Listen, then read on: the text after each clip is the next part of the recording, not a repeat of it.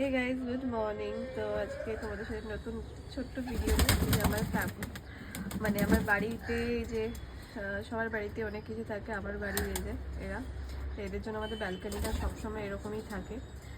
তাই আজকে মা এই ঠান্ডার ওদের স্নান করার জন্য জল দিয়েছে, তাই জন্য সবকটা মিলে নেমে গেছে জলের মধ্যে।